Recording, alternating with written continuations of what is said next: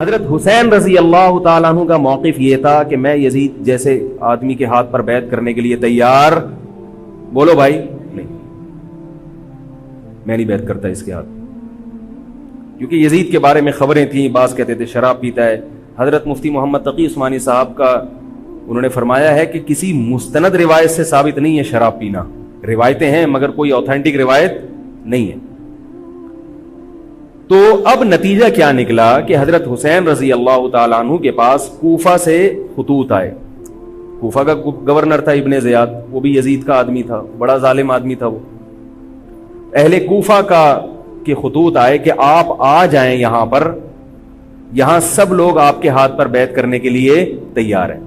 حضرت حسین کا خیال یہ تھا کہ اگر یہ سب تیار ہیں تو یزید کی حکومت بغیر لڑائی کے، بغیر بڑے قتال کے، مسلمانوں کے خون خرابے کے بغیر ختم ہو سکتی ہے۔ آئی بات سمجھ میں؟ جو انفارمیشن آپ کو ملی تھی، جو نالج آپ کو ملی تھی، وہ نالج غلط تھی۔ اگر وہ نالج صحیح ہوتی تو حضرت حسین کبھی کربلا کی طرف رخ نہ کرتے، کیونکہ حضرت حسین کا موقف بھی یہی تھا کہ مسلمانوں کی تلواریں آپس میں نہ چلیں۔ حضرت حسین رضی اللہ تعالیٰ عنہ کے پاس جب 50 سے زیادہ خطوط آئے ہیں اہل کوفہ کی طرف سے کہ آپ آئیے، آپ آئیے، آپ آئیے، تو پہلے حضرت حسین رضی اللہ تعالیٰ عنہ نے اپنے رشتہ دار جو آپ کے چچزاد تھے مسلم بن عقیل، ان کو بھیجا۔ نتیجہ کیا نکلا؟ مسلم بن عقیل کا وہاں پر حکومت نے گرفتار کر کے ان کو قتل کر دیا۔ اب یہ ایک ایسا ظلم تھا جس کے ظاہر ہے کہ کسی کو سفیر بنا کے بھیجا جائے، کسی کو حال احوال دیکھنے کے لیے بھیجا جائے، اور حضرت حسین کی نیت ہرگز بغاوت کی نہیں تھی، مگر کوفہ کے گورنر کو اور یزید کو یہ خیال تھا کہ خلافت کے اصل اہل یقیناً یہی ہیں، کہیں ایسا تو نہیں ہے کہ یہ امیر بننا چاہتے ہیں، یہ خلیفہ بننا چاہتے ہیں۔ ایک خوف اس کے دل میں بیٹھ گیا تھا، ایک لاشعور میں خوف ہوتا ہے نا، انسان کے دل میں بیٹھ جاتا ہے کہ آپ 100 دفعہ بھی کہیں بھی میری یہ نیت نہیں ہے، مگر وہ ڈر رہا ہوتا ہے کہ یار یہ کچھ کر نہ لیں۔ تو جب مسلم بن عقیل کو شہید کیا گیا، حضرت حسین رضی اللہ تعالیٰ عنہ جا چکے تھے۔ جب حضرت حسین رضی اللہ تعالیٰ عنہ کوفہ کی طرف جا رہے تھے، بہت سارے صحابہ نے آپ کو منع کیا، جن میں عبداللہ ابن عمر رضی اللہ تعالیٰ عنہ بھی تھے، عبداللہ ابن عباس رضی اللہ تعالیٰ عنہ بھی، کہ آپ یہ کام نہ کریں۔ بعض نے تو کہا کہ ہمیں آپ کی شہادت کا یقین ہے، کیونکہ جس حالات میں آپ جا رہے ہیں حکومت یہ سمجھے گی کہ بغاوت کرنے آ رہے ہیں، لہذا وہ آپ کو کیا کرے گی؟ اس بیس پہ قتل نہیں کرے گی کہ آپ نواسہ رسول ہیں، کیونکہ وہ بھی مسلمان تھے، اس بیس پہ قتل کرے گی کہ آپ کی نیت کیا ہے؟ حکومت کے خلاف بغاوت۔ تو ان کے پاس ایک اپنے آپ کو برحق ثابت کرنے کے لیے ایک دلیل ہوگی کہ حکومت کا باغی جو بھی ہو اسے کیا کر دو؟ قتل۔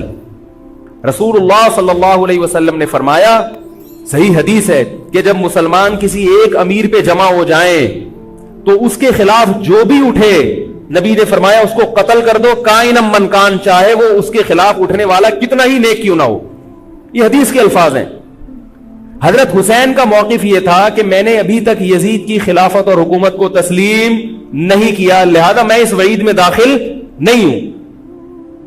اب ہوا یہ ہے کہ حضرت حسین رضی اللہ تعالیٰ عنہ جب گئے ہیں اور کربلا کے مقام پہ پہنچے ہیں، تو وہاں آپ رضی اللہ تعالیٰ عنہ کو مسلم بن عقیل کی شہادت کا بھی پتہ چلا، اور اندازہ ہوا، میں بہت شارٹ کر کے سنا رہا ہوں، اندازہ ہوا کہ حالات ایسے نہیں ہیں جیسے میں سمجھ رہا تھا۔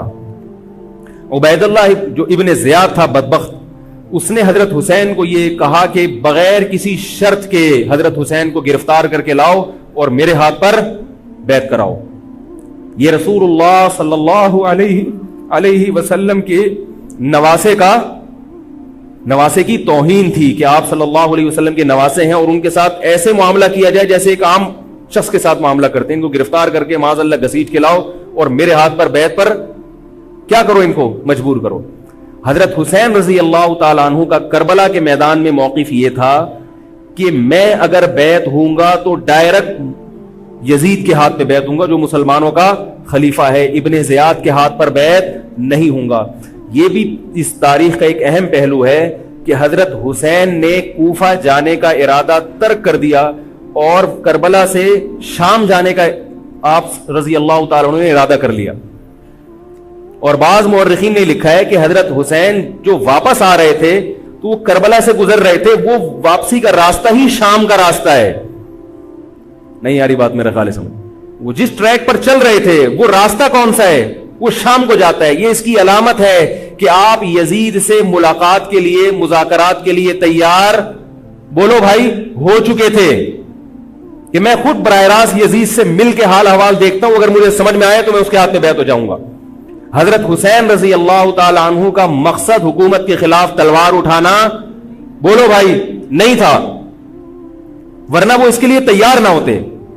مگر جو ابن زیاد تھا اس نے حضرت حسین رضی اللہ تعالی عنہ اور آپ کے ساتھ جتنے اہل بیت تھے ان پر ظلم یہ کیا اس بدبخت نے کہ اس نے انہیں شام جانے کا راستہ نہیں دیا, اور اس میں اپنی توہین محسوس کی کہ میرے ہاتھ پر بیعت کیوں نہیں ہو رہے, اور لشکر بھیجا جس لشکر نے چاروں طرف سے حضرت حسین رضی اللہ تعالیٰ عنہ کو گھیرا. حضرت حسین نے کہا کہ میں عزت کی جو موت ہے اس کو ذلت کی زندگی پر ترجیح دیتا ہوں. کوئی بھی غیرت مند ہوتا تو اس وقت یہی کرتا کہ بھئی جب میں اپنے دعوے سے بھی دستبردار ہو گیا اور میں شام جانے کے لیے بھی تیار ہو گیا, اب میرا راستہ روکنے کی کیا حقیقت ہے. اللہ تعالی کوفہ کے گورنر کے ذریعے حضرت حسین کا قتل کروانا چاہتے تھے تاکہ اس کی بدبختی ساری دنیا کے سامنے ظاہر ہو جائے. اگر حضرت حسین پھر بھی تلوار چلاتے, پھر بھی لڑتے, تو حضرت حسین پر یہ الزام لگایا جا سکتا تھا کہ معاذ اللہ آپ باغیوں میں ہیں. تو اللہ تعالیٰ نے اپنے نبی کے نواسے کو اس الزام سے محفوظ رکھا اور آپ نے لڑائی کا ارادہ ترک کر دیا. حضرت حسین نے کربلا کے میدان میں جو لڑائی لڑی ہے وہ اقدامی لڑائی نہیں تھی, وہ دفاعی لڑائی تھی. دیکھو جب حکومت آپ کو گھیر لے چاروں طرف سے, آپ کہیں ٹھیک ہے بھائی میں لڑائی سے دستبردار ہوتا ہوں, مجھے میرے گھر جانے دو. حضرت حسین کا ایک مطالبہ یہ بھی تھا کہ یا تو مجھے واپس جانے دو مدینہ, میں جہاں سے آیا ہوں وہیں جا رہا ہوں واپس, مکہ جانے دو یا مدینہ جانے دو. ان کا ایک مطالبہ تھا کہ نہیں, ان کو گرفتار کر کے لاؤ اور زبردستی ہمارے ہاتھ پر بیعت کراؤ. یہ ظلم تھا. نتیجہ کیا نکلا ہے کہ کربلا کے میدان میں آپ کو گھیر کر آپ کو بھی شہید کر دیا گیا, اور جتنے اہل بیت تھے مرد سوائے امام زین العابدین کے جو حضرت حسین رضی اللہ, حضرت حسن کے بیٹے تھے, ان کے علاوہ جتنے بھی اہل بیت تھے ان سب کو قتل کر دیا گیا. اور یہ اسلامی تاریخ پر ایک بدنما داغ ہے یہ واقعہ کہ ایک اسلامی حکومت تھی اور اس کے اسلامی حکمران تھے, اور ان حکمرانوں کے ہاتھوں محمد صلی اللہ علیہ وسلم کے نواسے کا سر جو ہے وہ گردن اڑائی گئی ہے. مجھ سے خدا کی قسم یہ الفاظ ادا نہیں ہو رہے, میں اپنے جذبات پہ بہت زیادہ کنٹرول کر رہا ہوں. وہ منظر کیا ہوگا کہ جب نبی صلی اللہ علیہ وسلم کے نواسے, آپ صلی اللہ علیہ وسلم کے نواسے کی گردن اڑائی گئی ہوگی. تو یہ بہت ایک اسلامی تاریخ میں ایک بدترین واقعہ ہے. لیکن بات یہ ہے کہ جب یہ واقعہ ہو گیا اور قتل کر دیا گیا, باقی جتنے بھی جو زندہ بچے تھے اہل بیت وہ یزید کے پاس لے جائے گئے. روایات میں آتا ہے کہ یزید نے ان کا اکرام کیا اور ان کو عزت کے ساتھ تحفے تحائف دے کر واپس کیا. یہ جو کربلا کے واقعات میں جو ظلم کی داستانیں اضافی بیان کی جاتی ہیں, اس کا مستند تاریخی روایات سے کوئی ثبوت, بولو بھائی, نہیں ملتا. اب لوگوں نے اپنی دکانیں چمکا لی ہیں, پانی نہیں تھا, کئی دنوں سے کھانا نہیں ملا. صحیح روایات سے ثابت ہے کہ حضرت حسین رضی اللہ تعالیٰ عنہ کربلا کے میدان میں وضو کر کے نماز پڑھتے تھے, تو پانی تھا تو. اور بعض نے یہ کہا کہ اہل بیت کی عورتوں کی عزتیں اچھالی گئی ہیں. آپ اس طرح کی باتیں کر کے اہل بیت سے محبت کا اظہار کر رہے ہو یا ان کی توہین کر رہے ہو؟ بولو بھائی. اگر کوئی عزت دار پاک دامن عورت ہو, بالفرض اس کی عزت پہ ڈاکہ ڈلتا ہے, بالفرض, تو آپ اس بات کو چھپاؤ گے نا, آپ جھوٹ بولو گے, بولو گے نہیں بھائی اس کی عزت پہ کوئی آنچ نہیں آئی ہے. کیونکہ جب عورت کی عزت کو آپ کوئی تار تار کر دے اور آپ ممبر پہ بیٹھ کے اس کو بتا دو, تو وہ عزت تار تار ہونے سے اتنی بے عزتی نہیں ہوگی جتنی اس بات کو بیان کرنے سے اس کی بے عزتی ہوگی. حقیقت یہ ہے کہ کسی مستند روایت سے ثابت نہیں ہے کہ اہل بیت کی عورتوں کی عزتوں کو اچھالا گیا. وہ نبی کے گھرانے کی عورتیں تھیں, ان کا ناخن بھی کوئی نامحرم مرد نہیں دیکھ پاتا تھا. دوپٹہ اتر گیا زینب کا اور زینب کی چادر چھن گئی. یہ سب غلط ہے, یہ سب من گھڑت باتیں ہیں. چونکہ وہ بہرحال مسلمان تھے جو حضرت حسین کے خلاف لڑ رہے تھے, ظالم تھے, اس میں کوئی شک نہیں ہے. اس سے بڑا ظلم اس کائنات میں ہوا نہیں ہوگا کہ ایک شخص جو اپنے آپ کو مسلمان کہتا ہے اور وہ نبی کے نواسے کو قتل کر دے اور اہل بیت کو قتل کر دے. اسلامی سیاست میں اتنی گندی تاریخ ہمیں کبھی بھی نہیں ملتی. حضرت عثمان کا بھی قتل ہوا, وہ بھی بہت بڑا ظلم تھا, مگر یہ ظلم اس ظلم کی نوعیت سے بڑھ کر تھا, کیونکہ حضرت عثمان کا قتل حکومت کے ہاتھوں نہیں ہوا ہے, باغیوں کے ہاتھوں ہوا ہے. یہاں حضرت حسین کا قتل کس کے ہاتھوں ہوا ہے؟ حکومت کے ہاتھوں ہوا ہے, جس پر لوگ بیعت کر چکے تھے. تو یہ اسلامی تاریخ میں ایک بہت بڑا بدنما داغ ہے, مگر اس کو بیان جس انداز سے کیا جاتا ہے اور جتنے قصے کہانیاں من گھڑت سنائے جاتے ہیں ان کا حقیقت سے تعلق نہیں ہے. ہماری نظر میں چاہے پانی بند کیا ہو یا نہیں کیا ہو, کھانا ملا ہو یا نہیں ملا ہو, ہماری نظر میں حضرت حسین رضی اللہ تعالی عنہ کا سر قلم کر دینا ہی کائنات کا بدترین ظلم ہے. یہی ایسا ظلم ہے کہ جس پر جتنا غم کیا جائے کم ہے. غم منایا نہیں, غم کیا جائے. منانا الگ چیز ہے, غمزدہ ہونا الگ چیز ہے. لیکن جو آگے اس میں تڑکا لگایا جاتا ہے اس کا حقائق سے تعلق بولو بھائی نہیں ہے. یہ دکانیں ہیں جو چمکائی, اس میں سب برابر ہیں, شیعہ بھی سنی بھی. بہت سارے سنی علماء بھی کربلا کے واقعے کو بہت ہی بھیانک انداز سے بیان کرتے ہیں, اور مقصد کیا ہوتا ہے؟ پبلک کو رلانا. ایک رونا وہ ہوتا ہے جو خود سے آئے, اور ایک رونا ہوتا ہے باقاعدہ آپ کو آرڈر پہ رونے کے لیے اور رلانے کے لیے بلایا جائے. وہ رمضان میں نے بتایا تھا نا کہ میں نے ختم قرآن پہ دعا کی تو مجھے رونا آ گیا, بہت زیادہ رونا آیا. اگلے دن ایک صاحب کہنے لگے مولوی صاحب آج بھی ایسی ایک دعا ہو جائے. میں نے کہا میں آرڈر پہ نہیں روتا, میں آرڈر پہ نہیں روتا. اب تو آ بھی رہا ہوگا تو نہیں آئے گا. نہ انسان کسی کے مشورے سے ہنس سکتا ہے اور نہ انسان کسی کے مشورے سے رو. اگر آپ کسی کے مشورے پہ رو رہے ہیں اس کا مطلب ڈرامے بازی. آپ کو فلم کا ایکٹر ہونا چاہیے, آپ کو ڈرامے جوائن کرنے چاہیے, وہاں آپ اچھے چل سکتے ہیں. جیسے کہ ہمارے ایک مشہور اسکالر ہیں, ان کے بارے میں لوگ یہ کہتے ہیں ان کو فلموں میں ہونا چاہیے تھا, پتہ نہیں یہ جیو پہ کیوں آ رہے ہیں. وہ آرڈر پہ روتے بھی ہیں, آرڈر پہ. اب چونکہ یوٹیوب کا دور ہے, میں پہلے جو کربلا کے واقعات جو لوگ بیان کرتے ہیں ان کی تقریریں نہیں سنتا تھا. اب کیا ہوتا ہے, بعض دفعہ بیٹھے ہوئے ہیں کہیں سفر پہ جا رہے ہیں تو یوٹیوب کی ویڈیو, ہم نے کہا چلو یار ہم بھی سن لیں. ایسی چہک چہک کے منہ بنا بنا کے گھما گھما کے تقریریں ہوتی ہیں, لگتا ہے کہ یہ باقاعدہ ایک ڈرامہ ہے, اداکار ہے, فنکار ہے جس کو ڈرامے بازی کے لیے یہاں. یہ حضرت حسین کی شہادت کو کیش کرا رہے ہیں. یہ حضرت حسین سے محبت کرنے والے نہیں ہیں, یہ ان کی شہادت کو دیکھو. اس کی مثال ایسے جیسے کوئی محلے میں مر گیا, کسی سیٹھ کا بیٹا مرا, اب آپ کو سیٹھ سے قرضہ چاہیے تو سب سے زیادہ آپ روگے نا, تاکہ سیٹھ صاحب سمجھیں کہ محبت سب سے زیادہ کس کو ہے؟ آپ کو. تو آپ اس کی بیٹے کی موت کو کیا کرا رہے ہو؟ کیش کرا رہے ہو. بعض لوگ کسی کی شہادت کو کیش کراتے ہیں, کسی پہ ظلم کو کیش کراتے ہیں. تو میں پھر عرض کروں کہ بہت بدترین واقعہ ہے. حضرت حسین رضی اللہ تعالیٰ عنہ کا سر لے جایا گیا یزید کے پاس. یزید بدبخت نے چھڑی سے آپ کے ہونٹوں کو چھوا. وہاں صحابی رسول نے فرمایا کہ ایسا مت کرو. فرمایا اللہ کی قسم میں نے ان ہونٹوں پہ بارہا محمد صلی اللہ علیہ وسلم کے ہونٹ رکھے ہوئے دیکھا ہے. بارہا میں نے دیکھا ہے کہ محمد صلی اللہ علیہ وسلم نے ان ہونٹوں کا بوسہ لیا ہے. بارہا میں نے دیکھا ہے. ان صحابی کے دل پہ کیا گزر رہی ہوگی جو حضرت حسین کے ساتھ یہ حرکت دیکھ رہے ہوں گے, جبکہ اسی حسین کو انہوں نے بارہا نبی کی گود میں بھی دیکھا اور بارہا نبی کے ہونٹوں کو بھی ان ہونٹوں سے مس ہوتے ہوئے دیکھا.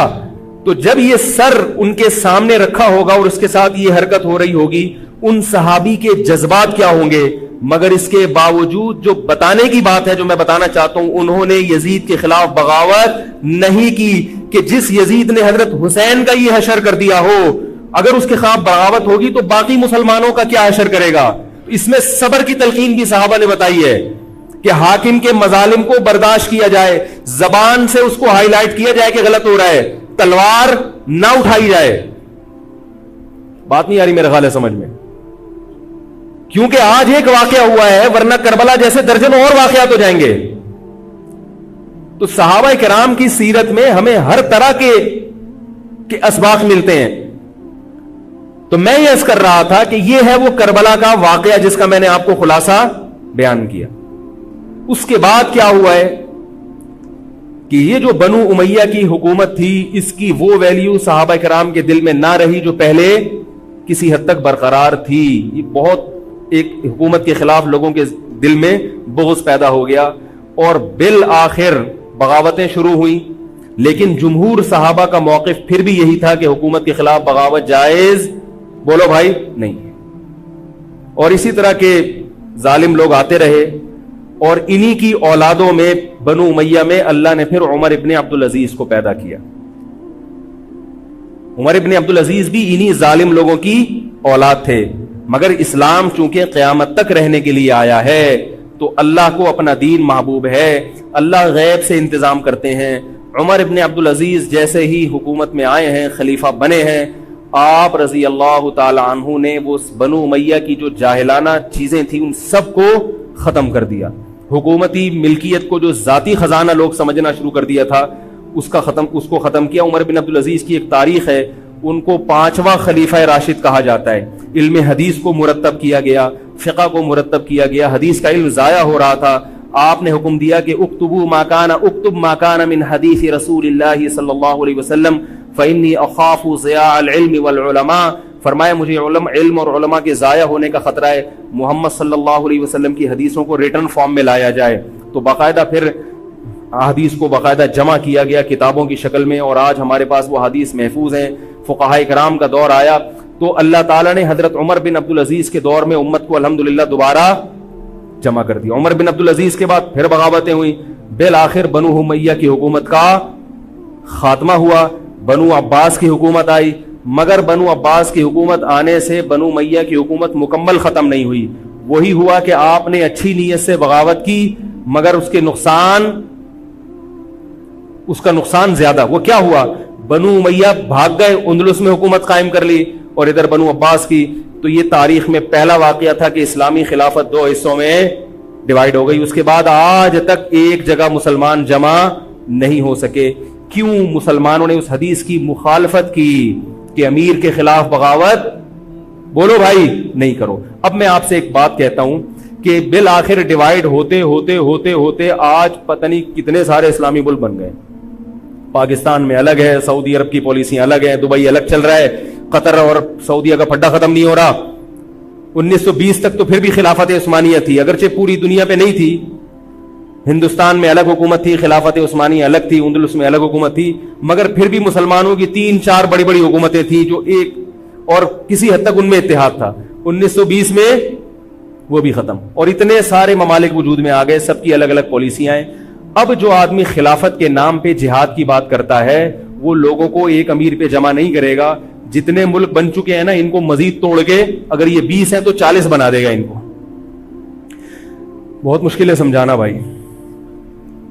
اب اگر کوئی کہتا ہے نا ظالم حاکم کے خلاف تحریک چلاؤ, آؤ ہمارے ساتھ مسلح بغاوت میں شامل ہو, ہم حکومت کے خلاف تلوار اٹھائیں گے, تو نتیجہ کیا نکلے گا؟ یہ سارے مل کے ایک امیر نہیں بن جائیں گے. یہ اگر 20 ہے نا تو کتنے ہو جائیں گے؟ بولو بھائی, 40. جیسے جو جماعت المسلمین بنی نا کہ 4 فقہ ہیں, حنفی, شافعی, مالکی, ہم نہیں مانتے, تو سب کو ختم کرو, ایک بناؤ. تو اس ایک بننے سے یہ ختم نہیں ہوئے, بلکہ 4 کے بعد کتنے آ گئے؟ 5 ہو گئے. نہیں آ رہی بات میرا خیال؟ آ رہی ہے الحمدللہ. اور بھی جو بھی اس کی باتیں کر رہے ہیں نا, امت کو اتحاد کے لیے آ جاؤ, میرے پاس آ جاؤ, تو وہ 6واں بنا رہا ہے, 7واں بنا رہا ہے, پھر 8واں بنا رہا ہے, ایسے بنتے چلے جا رہے ہیں. او بھائی جو ہے وہاں بریک لگا دو, اللہ کا واسطہ روک دو ان کو, کوئی بات نہیں, 4 ہیں, جو جس کو فالو کرے ٹھیک ہے, کچھ نہیں ہوتا اس سے, ہمیشہ سے چلے آ رہے ہیں. تو اب اگر ایک خلیفہ نہیں ہے, ہونا تو چاہیے ایک ہی خلیفہ, نہیں ہے تو جو ہے اسی پہ گزارا کرو, ورنہ اس سے بھی جاؤ گے, اس سے بھی جاؤ گے. تمہاری کوئی مضبوط طاقت اور قوت ہوگی نہیں. کافر جب چاہے گا تمہیں ٹیشو پیپر کی طرح استعمال کر کے پھینک دے گا. تو کربلا کے واقعہ سے ہمیں کیا سبق ملتا ہے علامہ ابن تیمیہ رحمہ اللہ تعالی فرماتے ہیں کہ جمہور صحابہ کی جو رائے تھی، حضرت حسین رضی اللہ تعالیٰ عنہ کی بھی اپنی ایک رائے تھی، مگر ابن تیمیہ رحمہ اللہ فرماتے ہیں کہ اگر حضرت حسین رضی اللہ تعالیٰ عنہ کربلا کی طرف خروج نہ کرتے تو ابن تیمیہ کی رائے یہ ہے کہ یہ زیادہ بہتر تھا. اب آپ کہیں گے کہ صحابی رسول کی رائے سے اختلاف کر رہے ہیں، نہ وہ کہہ رہے ہیں وہ جو جمہور صحابہ تھے جو حضرت حسین کو منع کر رہے تھے وہ بھی تو صحابہ تھے. حضرت حسن بھی تو صحابی تھے. حضرت حسن نے حضرت معاویہ کے خلاف لڑائی نہیں لڑی. تو صحابہ کی دو رائے تھی، جمہور ایک طرف تھے. تو فرماتے ہیں اگر یہ نہ ہوتا تو زیادہ بہتر تھا. لیکن حضرت حسین رضی اللہ تعالی عنہ کے بارے میں ہمارا موقف یہ ہے کہ وہ یہ سب کچھ اس وقت کے جو حالات تھے اس میں کوئی بھی ہوتا اور غیرت مند ہوتا تو وہ یہ کرنے پر مجبور تھا. اور اس میں دھوکہ کس نے دیا حضرت حسین کو؟ اہل کوفہ نے، جس کا حضرت حسین کو علم نہیں ہو سکتا.